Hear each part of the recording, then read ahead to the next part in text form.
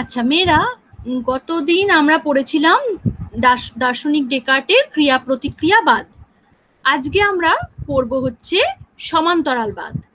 এই সমান্তরালবাদ আমরা মানে সমান্তরালবাদটা আসলে দার্শনিক লাইবনিৎজের মতবাদ। হ্যাঁ, তো আগে আমরা দেখি সমান্তরালবাদ বলতে ঠিক কি বোঝায়।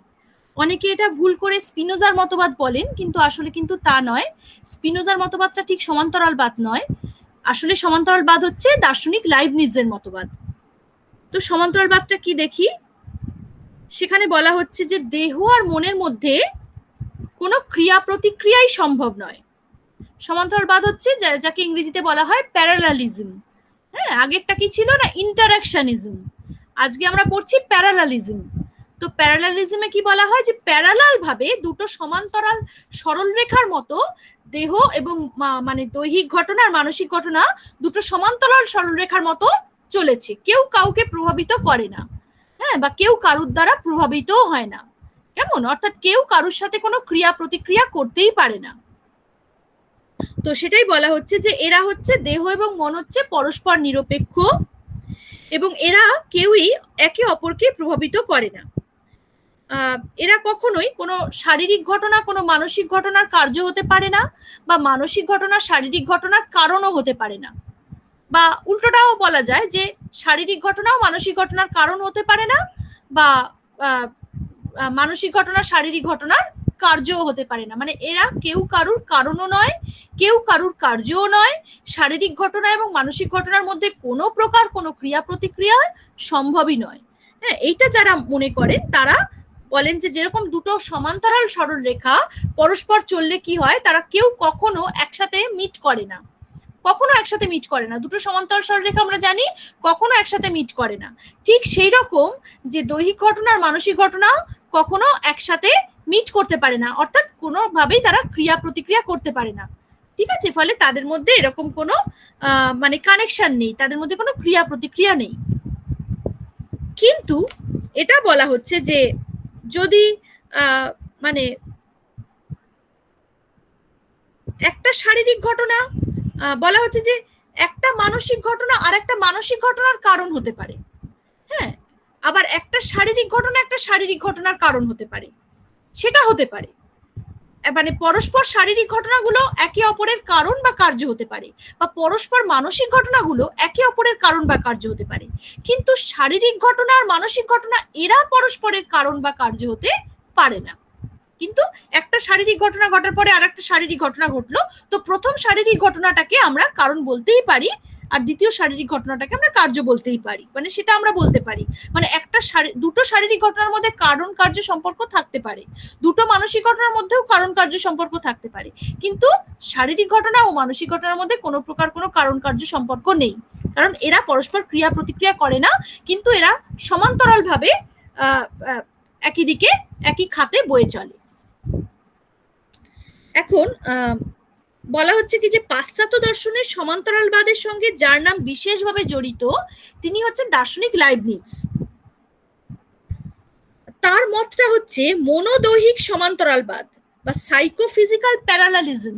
হ্যাঁ, তার মতটাকে বলা হয় সাইকোফিজিক্যাল প্যারালালিজম, তার মত এই নামে পরিচিত। তো তিনি আমরা জানি কি তিনি বুদ্ধিবাদী দার্শনিক বলেই পরিচিত ছিলেন। আমি জানি মেয়েদেরকে জিজ্ঞেস করলে মেয়েরা এক্ষুনি বলবে যে ম্যাম দার্শনিক লাইবনিৎজেরই তো আমরা মনার্ট তত্ত্ব পড়েছি, তাই না? মনার্ট তত্ত্ব দার্শনিক লাইবনিৎজেরই মতবাদ। তো তিনি দ্রব্য বলতে মনার্টকেই বুঝেছেন, তো সেটা আমরা পড়েছি। আচ্ছা, তো তিনি বুদ্ধিবাদী দার্শনিক এবং তিনি মনে করছেন কি, তিনি মনে করছেন যে ওই আর কি ওই মতটাই তিনি মনে করেন যে শারীরিক ঘটনা আর মানসিক ঘটনার মধ্যে কোনো ক্রিয়া প্রতিক্রিয়া সম্ভব নয়। এখন বলা হচ্ছে যে লাইবনিৎজের মতে যে মতটা সেটা হচ্ছে যে অনুরূপ দুটো ঘড়ির সঙ্গে তুলনা করা যেতে পারে। দুটো ঘড়ি কিরকম না, একটা ঘড়ি মানে দুটো ঘড়িকে যদি একইভাবে সেট করা হয়, একইভাবে সেট করা হলো দুটো ঘড়িকে, তো একটার ঘড়ির কাঁটা যখন 11টাতে যাবে বা একটার ঘড়ির কাঁটা যখন 12টাতে যাবে, তখন দেখা যাবে যে অন্য ঘড়িতে 12টার শব্দ হচ্ছে। তার মানে কি, তার মানে অন্য ঘড়ির কাঁটাটাও 12টাতে গেছে। তার মানে কি, তার মানে হচ্ছে যে দুটো ঘড়িকে আগে থেকেই সেট করা রয়েছে এবং তারা একইভাবে সমান্তরালভাবে একই টাইম দিয়ে চলেছে। এটার দিকে তাকালাম আর ওটার দিকে তাকালাম, দেখবো একই টাইম তারা শো করছে। 12:01 এটাতে, তো ওটাতেও 12:01 আছে। ঠিক আছে, একই টাইম তারা শো করছে। কিন্তু ঘড়ি দুটো কি পরস্পরের সাথে কার্যকারণ সম্পর্কে যুক্ত? না, ঘড়ি দুটোর মধ্যে কিন্তু কোনো কার্যকারণ সম্পর্ক নেই, কিন্তু তারা একই খাতে বয়ে চলেছে বা একইভাবে টাইম দিয়ে চলেছে। তো এই ঘড়ির উপমার সাহায্যে আমরা লাইবনিজের মতবাদকে ব্যাখ্যা করতেই পারি। আচ্ছা, এখানে বলা হচ্ছে যে 3টে সম্ভাব্য উত্তরের সাহায্যে লাইবনিজ কিভাবে দেহ মনের সম্পর্ককে ব্যাখ্যা করছেন সেটা আমরা বোঝাবো।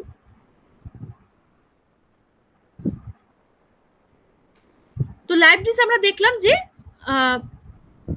মানে লাইবনিজের মতে সম্পূর্ণ অনুরূপ ঘড়ির সঙ্গে, সম্পূর্ণ অনুরূপ দুটি ঘড়ির সঙ্গে দেহ আর মনকে তুলনা করা যায়। এটা লাইবনিজ মনে করেন যে সম্পূর্ণ অনুরূপ দুটি ঘড়ির সঙ্গে, সেম দুটো ঘড়ির সঙ্গে দেহ আর মনের সম্পর্কটাকে তুলনা করা যেতে পারে।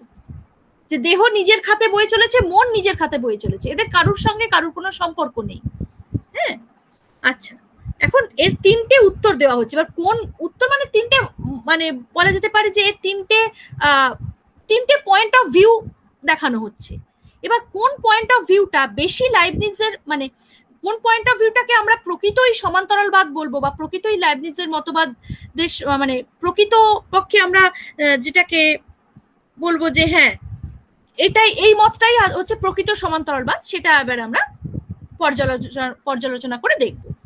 আচ্ছা, তো প্রথম পয়েন্ট অফ ভিউ যেটা, সেটা বলছে যে এই সাযুজ্য ঘটতে পারে যদি পরস্পর পরস্পরের সঙ্গে কার্যকারণ সম্বন্ধে আবদ্ধ হয়।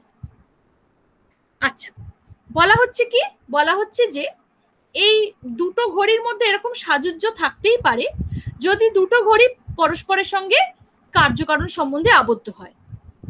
ঠিক আছে, একটা মতে বলা হচ্ছে যে যদি এই দুটো পরস্পরের সঙ্গে কার্যকারণ সম্বন্ধে আবদ্ধ হয় তবেই এদের মধ্যে সাযুজ্যটা থাকবে। হ্যাঁ, তবেই এরা, মানে কি? হ্যাঁ, কি সাযুজ্য মানে কি? সাযুজ্য মানে মানে একটা সমান ভাব থাকবে, সমানতা থাকবে। হ্যাঁ, অর্থাৎ এটাতেও যেটা হচ্ছে ওটাতেও সেটা হচ্ছে, সাযুজ্য মানেই তাই, একই রকম ভাব থাকবে। এটাতেও যে যখন যে টাইম দেখাচ্ছে ওটাতেও সেই টাইম দেখাচ্ছে। কেউ মনে করেন, এটা কেউ মনে করছেন যে একটা পয়েন্ট অফ ভিউ থেকে বলা হচ্ছে যে এইটা তখনই হতে পারে যদি এদের মধ্যে কোনো একটা ক্রিয়া প্রতিক্রিয়ার ব্যাপার থাকে, তখনই মানে একটা যেটা এইটাতে যেটা ঘটবে ওটাতেও সেটাই ঘটবে। হ্যাঁ, এটা কেউ মনে করছেন। বা এরা যদি পরস্পর কার্যকারণ সম্বন্ধে আবদ্ধ হয় তবেই এই সাযুজ্যটা লক্ষ্য করা যায়। আচ্ছা, আরেকটা পয়েন্ট অফ ভিউতে বলা হচ্ছে যে এই সাযুজ্য ঘটতে পারে একজন অত্যন্ত পারদর্শী ঘড়ি প্রস্তুতকারকের প্রচেষ্টায়। তিনি এমনভাবে ঘড়ি দুটিকে ক্রিয়াশীল করেছেন বা নিয়ন্ত্রণ করে চলেছেন যাতে সেই কারিগরের মাধ্যমে তাদের মধ্যে সাযুজ্য রক্ষা হচ্ছে। এই ঘড়ির কারিগরের সঙ্গে মালব্রাশের তৃতীয় ব্যক্তি ঈশ্বরের তুলনা করা যেতে পারে, যার মাধ্যমে অথবা বলা যায় যার হস্তক্ষেপের ফলে দৈহিক বা মানসিক অবস্থা উৎপত্তির উপলক্ষে যথাক্রমে মানসিক বা দৈহিক অবস্থা উৎপন্ন হচ্ছে। আচ্ছা, আরেকটা পয়েন্ট অফ ভিউ তাহলে কি বলছে? আরেকটা পয়েন্ট অফ ভিউ থেকে বলা হচ্ছে যে এই দুটো ঘড়ির মধ্যে সাযুজ্যটা কেন আছে? কারণ তৃতীয় ব্যক্তির হস্তক্ষেপ আছে। তৃতীয় ব্যক্তিটি কে হতে পারেন? তৃতীয় ব্যক্তিটি হতে পারেন ঘড়ি প্রস্তুতকারক। তৃতীয় ব্যক্তিটি ওই ঘড়ি প্রস্তুতকারক হতে পারেন। তার মানে ওই ঘড়ি প্রস্তুতকারকের মানে মানে হাত রয়েছে আর কি। ঘড়ি প্রস্তুতকারক এমন ভাবেই দুটো ঘড়িকে মানে এমন ভাবেই দুটো ঘড়িকে সেট করে দিয়েছেন যাতে দুটো ঘড়ি সেম টাইম আমাদের সামনে প্রদর্শন করছে। এমন ভাবেই দুটো ঘড়িকে সেট করেছেন যে এই ঘড়িটাতে যখন 12:15 বাজবে তখন ওই ঘড়িটাতেও 12:15 বাজবে, এই ঘড়িটাতে যখন 3:30 বাজবে তো ওই ঘড়িটাতেও তখন 3:30 শব্দ শোনা যাবে, অর্থাৎ 3:30 বাজবে। তার মানে এইভাবে তিনি দুটো ঘড়িকে সেট করে দিয়েছেন। তার মানে এখানে একটা তৃতীয় ব্যক্তির আগমন ঘটলো। মানে এই সেকেন্ড পয়েন্ট অফ ভিউটাতে আমরা দেখছি কি যে সেখানে বলা হচ্ছে যে ওই দুটো ঘড়িকে সেট করার পেছনে কোনো তৃতীয় ব্যক্তি রয়েছে, অর্থাৎ কোনো কারিগর রয়েছে। আর এই প্রসঙ্গে আবার অনেকে মালব্রাশের ওই যুক্তিটা উল্লেখ করছেন, যেটা আমরা আগের দিন পড়েছি বা জেনেছি। মালব্রাশ কি বলছেন? মালব্রাশ বলছেন যে আসলে ঈশ্বরই শেষ কথা, ঈশ্বরের জন্যই দেহ আর মন পরস্পরের সঙ্গে সংযুক্ত হয়। তার মানে সেই রকম যেন মনে হচ্ছে যে মানে এখানে একটা উপলক্ষ দরকার। হ্যাঁ, এই যে দুটো ঘড়িকে সেট করার পেছনেও একটা উপলক্ষ রয়েছে, অর্থাৎ একজন কারিগরের অস্তিত্ব স্বীকার করা হচ্ছে। ঠিক যেরকম মালব্রাশ মনে করেছেন যে দেহ আর মন এই যে পরস্পর তারা ক্রিয়া প্রতিক্রিয়া করে, এর পেছনে আসলে ঈশ্বরের হাত রয়েছে। ঈশ্বর যেমন ভাবে চান বা ঈশ্বর চান বলে দেহ আর মন পরস্পরের মধ্যে তাদের ক্রিয়া প্রতিক্রিয়াটা সংগঠিত করে। হ্যাঁ, মানে ঈশ্বরের ইচ্ছায় ওটা সংগঠিত হয়, মানে ঈশ্বর সেখানে উপলক্ষ মাত্র। ঈশ্বর উপলক্ষ থেকেই, মানে ঈশ্বর আছেন বলেই বা ঈশ্বরের ইচ্ছাতেই দেহ আর মনের মধ্যে কার্যটা সংগঠিত হচ্ছে। হ্যাঁ, তার মানে ঈশ্বর এখানে একটা উপলক্ষ হিসেবে কাজ করছেন। ঠিক যেরকম কারিগর, মানে ওই কি বলে ঘড়ির কারিগর, তিনি এখানে উপলক্ষ থেকে তিনি মানে ঘড়ির দুটোর মধ্যে এমন ভাবেই সেট করে দিয়েছেন যাতে একটি ঘড়িতে যখন যে টাইম দেখাচ্ছে তার সঙ্গে সঙ্গে অন্য ঘড়িটাতেও সেই টাইম দেখাচ্ছে। তো এখানে একটা উপলক্ষের কথা বলা হলো। থার্ড পয়েন্ট অফ ভিউতে কি বলা হচ্ছে, সেখানে বলা হচ্ছে যে এই সাযুজ্য ঘটতে পারে যদি কেউ ঘড়ি দুটিকে এমন ভাবে সমন্বিত করে সৃষ্টি করেন যে সৃষ্টির পর থেকেই তারা এই সাযুজ্য বজায় রেখে চলবে। ঘড়ি দুটির ক্ষেত্রে এই সৃষ্টিকর্তা হচ্ছেন একজন দক্ষ কারিগর, দেহ ও মনের ক্ষেত্রে এই সৃষ্টিকর্তা হচ্ছেন ঈশ্বর। ঈশ্বরের সৃষ্টির মুহূর্তেই এই সাযুজ্য তৈরি করে রেখেছেন। সুতরাং সৃষ্টির পর থেকেই এই সাযুজ্য ব্যতিক্রমহীনভাবে চলমান। তাই বলা যায় দৈহিক অবস্থা এবং মানসিক অবস্থা সমান্তরালভাবে সহগামী। এই তৃতীয় মতটি সমান্তরালবাদ নামে পরিচিত। তাহলে কি বলছেন যে এখানে বলা হচ্ছে যে তৃতীয় যে মতটা সেটা অনেকটা দ্বিতীয় মতটার অনেকটা কাছাকাছি, কিন্তু কাছাকাছি হলেও দ্বিতীয় মতটা থেকে তৃতীয় মতটা কিন্তু একটু হলেও আলাদা। সেটা কি না, তৃতীয় মতটাতে কি বলা হচ্ছে যে সেখানে বলা হচ্ছে যে এই সাযুজ্যটা ঘটতে পারে, অর্থাৎ এই সমানতাটা থাকতে পারে। সেটা কিভাবে থাকতে পারে না, জন্মের সময় থেকেই, মানে ঘড়ি দুটো যখন প্রথম উৎপত্তি হয়েছে তখনই যেন কোনো কারিগর তাদের মধ্যে এমনই ভাবে টাইমটা সেট করে দিয়েছেন যে এই ঘড়িটাতে যখনই এই ঘড়ির কাঁটা যখনই 12টার ঘরে পৌঁছায় ওই ঘড়িতে তখন 12টার শব্দ হয়। মানে দুটো একদম সেম ভাবেই চলছে, জন্মের সময় থেকেই চলছে, সেম ভাবে চলছে, আর হস্তক্ষেপের কোনো প্রয়োজন নেই। ওই জন্মের সময় থেকেই তিনি ঠিক করে সেট করে দিয়েছেন, তিনি বারবার ওতে হস্তক্ষেপ কিছু করছেন না। ঠিক আছে। আর বা এরকম বলা যেতে পারে দেহ মনের ক্ষেত্রে এটা কিরকম ভাবে বলা যেতে পারে যে দেহ মনের মধ্যে যখন ঈশ্বর সৃষ্টি করেছেন তখন ঈশ্বর জন্মের সময় থেকেই, জন্মলগ্ন থেকেই দেহ আর মনের মধ্যে এই সাযুজ্যটা করে দিয়েছেন যে একটি দৈহিক ঘটনার মধ্যে পরিবর্তন ঘটলে তার পাশাপাশি একটি মানসিক ঘটনার মধ্যেও পরিবর্তন ঘটবে, কিন্তু এরা কেউ কারুর কারণও হবে না, কেউ কারুর কার্যও হবে না। হ্যাঁ, কারণ কি এমন হতেই পারে যে একটা দৈহিক ঘটনার মধ্যে পরিবর্তন ঘটলো তো তার পাশাপাশি একটা মানসিক ঘটনার মধ্যেও পরিবর্তন ঘটলো, কিন্তু দৈহিক ঘটনাটা মানসিক ঘটনার কারণও হলো না বা মানসিক ঘটনাটা দৈহিক ঘটনার কার্যও হলো না। অর্থাৎ কেউ কারুর কারণ বা কেউ কারুর কার্যও হলো না, কিন্তু একটা দৈহিক ঘটনা যখন পরিবর্তন হয় তার পাশাপাশি একটা মানসিক ঘটনার মধ্যেও পরিবর্তন হয়। অর্থাৎ এই সাযুজ্যটা জন্মের পূর্ব থেকেই তৈরি করে দেওয়া।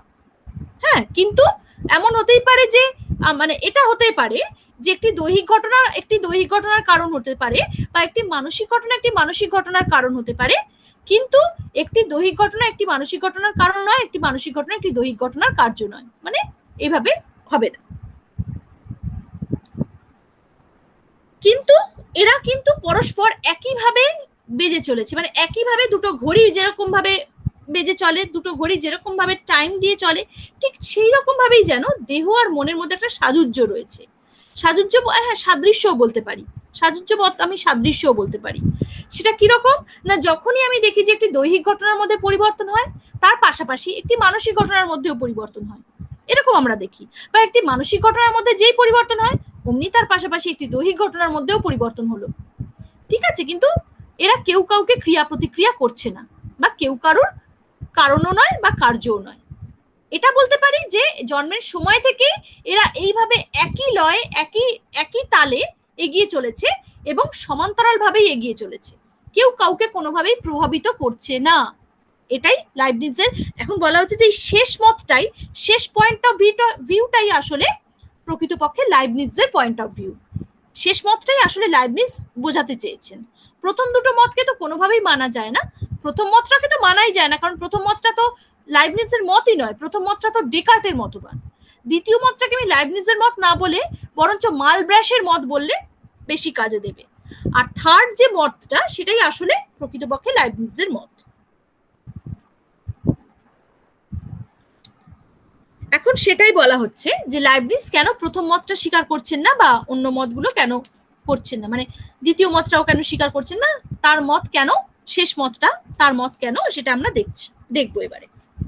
বলা হচ্ছে প্রথম মতটি অর্থাৎ ক্রিয়া প্রতিক্রিয়াবাদ লাইবনিজ স্বীকার করেন না, কারণ তিনি মনে করেন যে দুটি অত্যন্ত ভিন্ন বা স্বরূপত ভিন্ন বস্তুর মধ্যে কার্যকারণ সম্বন্ধ থাকতে পারে না।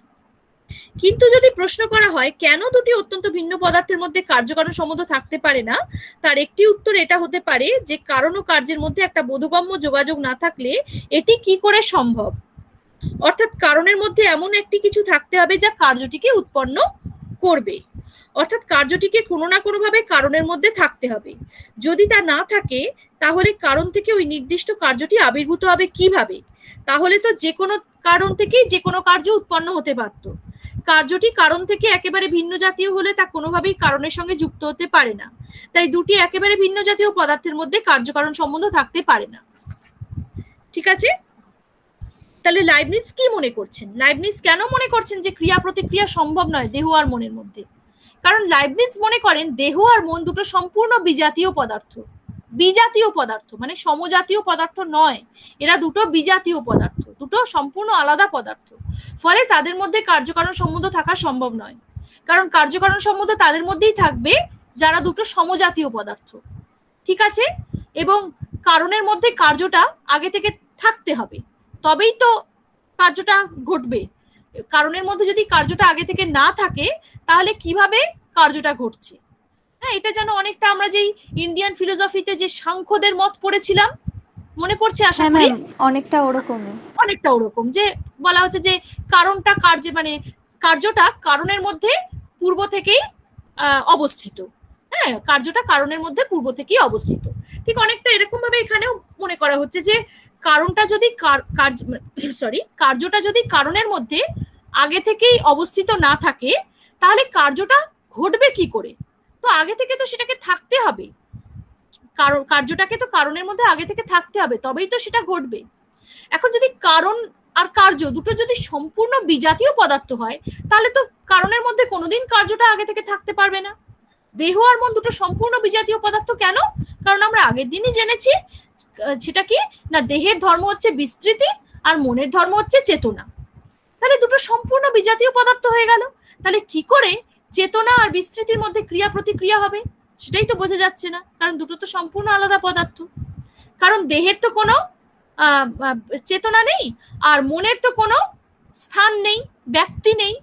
মনের তো কোনো ব্যক্তি নেই, দেহের কোনো চেতনা নেই, তাই না?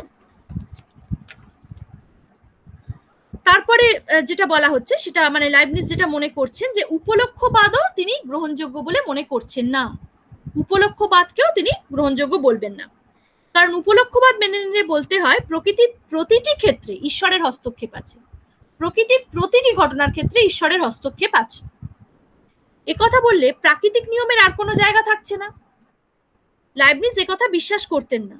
তিনি মনে করতেন ঈশ্বর এমনভাবে জগৎ সৃষ্টি করেছেন যাতে প্রকৃতি তার নিয়মে চলতে পারে। প্রতিটি ক্ষেত্রে ঈশ্বরের হস্তক্ষেপ মেনে নিলে প্রকৃতি যে নিজের নিয়মে চলে এ কথা আর বলা যায় না। তিনি মনে করেন যে সৃষ্টির মুহূর্তেই তিনি ঘড়িটিকে এমনভাবে গঠন করে দেন যে সৃষ্টির পরে সে নিজের নিয়মে প্রায় যান্ত্রিকভাবেই চলতে থাকে। ঈশ্বর সৃষ্ট এই পূর্ব নির্ধারিত শৃঙ্খলা, যেটাকে আমরা পড়েছি, নিশ্চয়ই পড়েছি মেয়েরা, তাই না? পড়েছি না আমরা?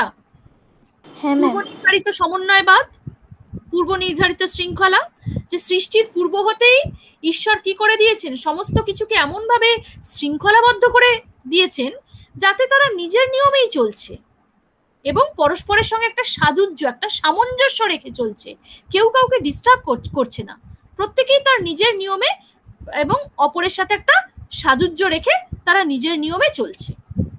কিন্তু যদি আমি বারবার হস্তক্ষেপ মানে আমরা যদি হস্তক্ষেপের কথা বলি, আমরা যদি বলি উপলক্ষবাদকে যদি আমরা মানি, তাহলে তো বলতে হবে জগতের প্রতিটি ঘটনার ক্ষেত্রে ঈশ্বরের হস্তক্ষেপ আছে। তাহলে তো প্রকৃতির যে নিয়ম, আমরা যেটাকে প্রাকৃতিক নিয়ম বলি, তো সেই প্রাকৃতিক নিয়মটাও তো আর থাকলো না। কারণ প্রাকৃতিক নিয়মটাকেও তো যদি ঈশ্বর চান তাহলে এক্ষুনি চেঞ্জ করে দিতে পারেন। যদি এত গরম, এখনো এত গরম চলছে, জুলাই মাসেও এত গরম চলছে, ঈশ্বর চাইলে এই গরমটা ভ্যানিশ হয়ে যেতে পারে। ঈশ্বর চাইলে এই প্যাচপ্যাচে বৃষ্টি, কাদা, দিনের পর দিন এই যে বৃষ্টি চলছে, এবারে তো প্রচন্ড বৃষ্টি হলো, এবারে এই এত বছরের মধ্যে যে এই বছরেই সব থেকে বেশি বৃষ্টি দেখছি আমরা অনেক বছর পরে। তো এই যে এত বৃষ্টি হচ্ছে, এই সমস্ত কিছু তো ঈশ্বর চাইলে সব চেঞ্জ হয়ে যেতে পারে, কিন্তু তাহলে তো মানে সেটা তো হয় না না। ফলে যদি উপলক্ষবাদ আমরা মানি, তাহলে তো বলতে হবে জগতের প্রতিটি ক্ষেত্রে ঈশ্বরের হস্তক্ষেপ আছে। ঈশ্বর চাইলে এটা করে দিতে পারেন, ঈশ্বর চাইলে ওটা করতে পারেন, ঈশ্বর যখন যা চান ইভেন তখন তাই করেন। হ্যাঁ, তাহলে তো বলতে হবে যে যখন যেরকম তিনি চাইবেন তখন তিনি সেরকম ভাবে বিষয়গুলোকে সেট করবেন। কিন্তু এটা লাইবনিজ মানছেন না। লাইবনিজ বলছেন যে আমি পূর্ব নির্ধারিত সামঞ্জস্যকে মানি। মানে জন্মের পূর্ব হতেই, সৃষ্টির পূর্ব থেকেই ঈশ্বর এমনভাবেই সবকিছুকে সেট করে দিয়েছেন, এমনভাবেই সবকিছুকে নির্ধারিত করে দিয়েছেন, যাতে সবকিছুই তার নিজের নিয়মেই, অন্যকে প্রভাবিত না করে, অন্যকে ডিস্টার্ব না করে, প্রত্যেকেই তার নিজের নিয়মে সমতালে তারা এগিয়ে চলেছে, কেউ কাউকে ডিস্টার্ব করছে না। ঠিক সেরকম ভাবে দেহ মনের সম্পর্কটাকেও সেভাবেই লাইবনিজ ব্যাখ্যা করতে চাইছেন। ফলে তিনি তো উপলক্ষবাদ কখনোই মানবেন না, কারণ উপলক্ষবাদ মনে করে যে জগতের প্রতিটি ক্ষেত্রে এবং প্রতিটি সময় ঈশ্বরের হস্তক্ষেপ তারা মানে মানছেন আর কি, কিন্তু সেটা লাইবনিজ মানছেন না। বলা হচ্ছে এবারে শেষের যে পয়েন্ট অফ ভিউটা, সেইটাকেই লাইবনিজের মতবাদ বলবো আমরা, এবং সেটাই হচ্ছে প্রকৃত সমান্তরালবাদ। কেন? কারণ লাইবনিজ মনোদৈহিক সমান্তরালবাদের তত্ত্ব, লাইবনিজের যে মনোদৈহিক সমান্তরালবাদের তত্ত্ব, তার অত্যন্ত জটিল সমগ্র দার্শনিক বক্তব্যের সঙ্গে ওতপ্রোতভাবে জড়িত, যার মূল কথা হচ্ছে ঈশ্বর সৃষ্ট একটি সার্বজনীন শৃঙ্খলা, যেখানে তিনি জগৎকে তার ক্ষুদ্রাতি ক্ষুদ্র অংশ এবং বৈচিত্র্যকে শৃঙ্খলাবদ্ধ করতে চেয়েছেন এবং একটি সামগ্রিক দার্শনিক মতবাদের আওতায় তাদের সকলকে ব্যাখ্যা করতে চেয়েছেন। তাহলে এটা পরিষ্কার বোঝাই গেল যে তিনি কি করেছেন, যে তিনি বলেই দিচ্ছেন যে এই সমস্ত জগৎ হচ্ছে একটা মানে মানে এটা হচ্ছে পূর্ব নির্ধারিত একটা শৃঙ্খলাবাদের, মানে এখানে একটা পূর্ব নির্ধারিত শৃঙ্খলা রয়েছে এই সমস্ত জগতে, যে পূর্ব নির্ধারিত ভাবেই সৃষ্টির পূর্ব হতেই ঈশ্বর এমন ভাবেই সবকিছুর মধ্যে একটা মানে মানে তাদেরকে সবকিছুকে এমন ভাবেই নির্ধারিত করে দিয়েছেন, এমন ভাবেই তাদের মধ্যে একটা কি বলবো, একটা সামঞ্জস্য, তাদের মধ্যে এমন ভাবেই একটা সামঞ্জস্যকে তিনি পূর্ব হতেই প্রবর্তন করে দিয়েছেন, যাতে কি হচ্ছে, তারা কেউ কাউকে কখনোই প্রভাবিত করা তাদের প্রয়োজনই পড়ছে না, তারা করছেও না। তারা প্রত্যেকেই তাদের নিজের নিয়মে তারা সমতালে তারা এগিয়ে চলেছে। কিন্তু যদি একটা দৈহিক ঘটনার পাশাপাশি একটা মানে একটা দৈহিক ঘটনার পাশাপাশি একটা মানসিক ঘটনা ঘটতেই পারে, কিন্তু এরা যে কেউ কারুর কারণ বা কেউ কারুর কার্য, এটা কখনো বলার প্রয়োজন হবে না। তার কারণ কি? তার কারণ হচ্ছে যে দৈহিক ঘটনা তার নিজের নিয়মে চলছে, মানসিক ঘটনা তার নিজের নিয়মে চলছে। এরা কেউ কারুর কারণ বা কার্য নয়, কিন্তু এদের মধ্যে একটা সামঞ্জস্য তো অবশ্যই থাকছে।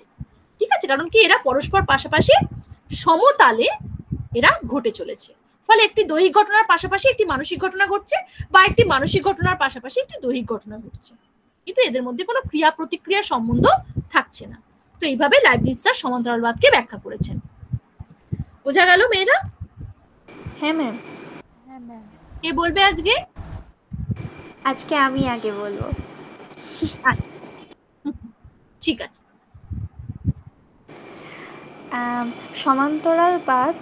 সমান্তরালবাদের লাইবনিজ আর কি যেটা বুঝিয়েছেন সেটা হচ্ছে যে দেহ আর মনের মধ্যে কোনো প্রতিক্রিয়া হয় না, কেউ কারোর কার্যও নয়, কেউ কারোর কারণও নয়।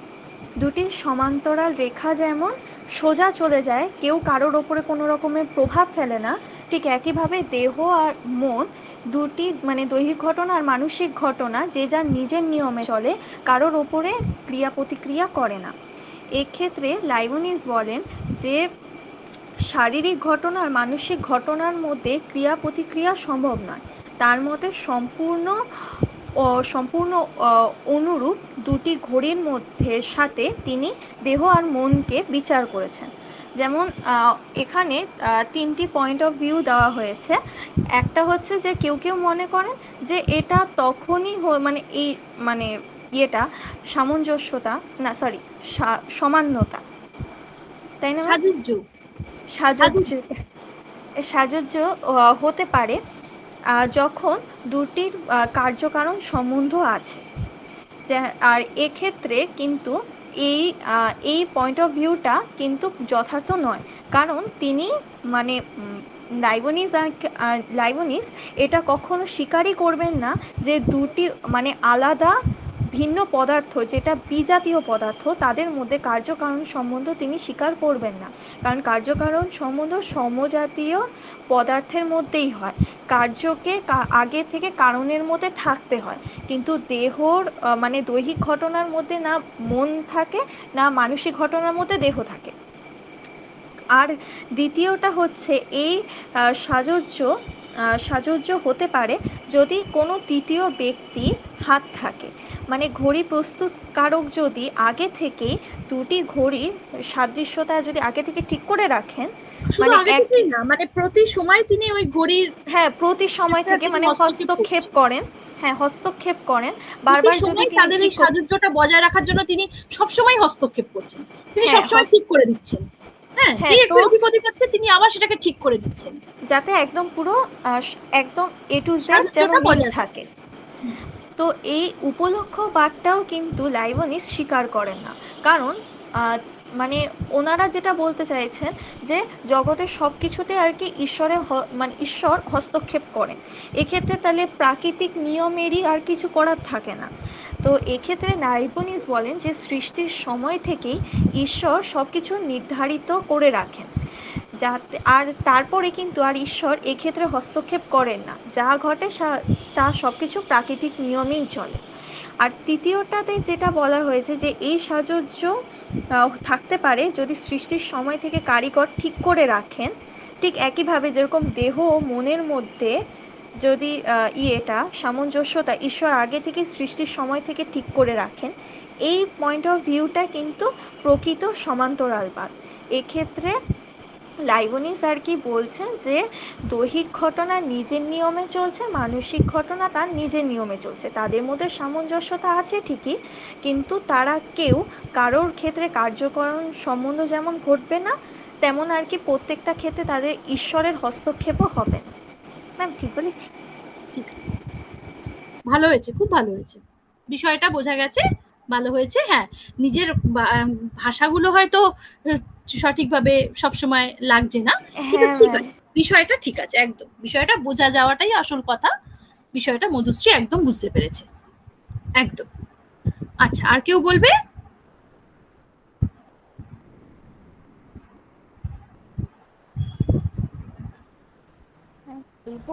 হ্যাঁ,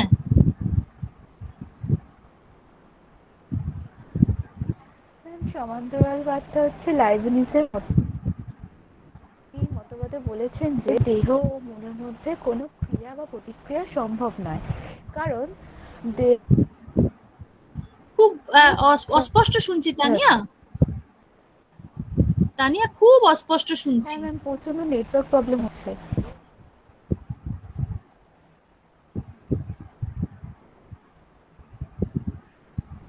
লিলুফা সোনিয়া বারবার লেফট করছে, ওরা বারবার লেফট করছে আর বারবার জয়েন করছে।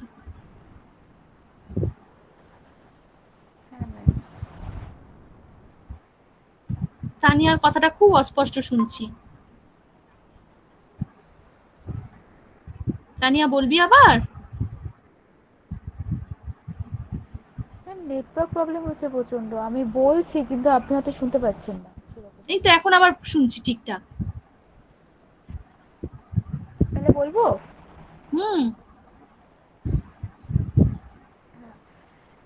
এই সমান্তরালবাদটা হচ্ছে লাইবনিসের মতবাদ। তিনি বলেছেন যে দেহ ও মনের মধ্যে কোনো ক্রিয়া প্রতিক্রিয়া সম্ভব নয়। দৈহিক ঘটনা ও মানসিক ঘটনা, মানে তিনি বলেছেন দৈহিক ঘটনা মানসিক ঘটনা সমান্তরালভাবে চলছে, এরা কখনো কেউ কাউকে প্রভাবিত করে না।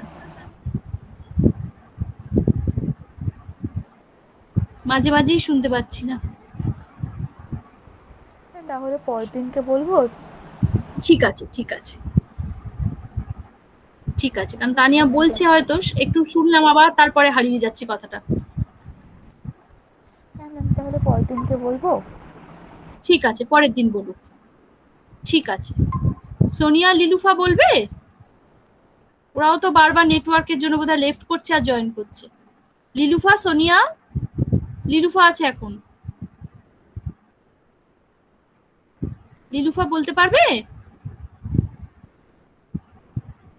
ম্যাম না, কথা শুনতেই কেটে পাইনি কেটে ঠিক মতো। যাচ্ছে। হুম, শাওনি? না ম্যাম। শাওনি আজকে পারবে না? আচ্ছা, না ঠিক ম্যাম। আছে, ঠিক আছে, ঠিক আছে, সব পরের দিনই হবে তাহলে। কালকে তো আবার ক্লাস আছে, অসুবিধা নেই কিছু। আবার একটা নতুন টপিক কালকে, একটা না হলেও কালকে অন্তত আমি দুটো দুটো তিনটে টপিকও পড়িয়ে দিতে পারি, ঠিক আছে? দুটো টপিক কালকে নিশ্চয়ই হয়ে যাবে একসাথে। ছোট আছে তো বিষয়গুলো, হয়ে যাবে। ঠিক আছে, আজকে তাহলে কমপ্লিট করছি। আজকে ক্লাসটা কমপ্লিট করলাম মেয়েরা। হ্যাঁ ম্যাম।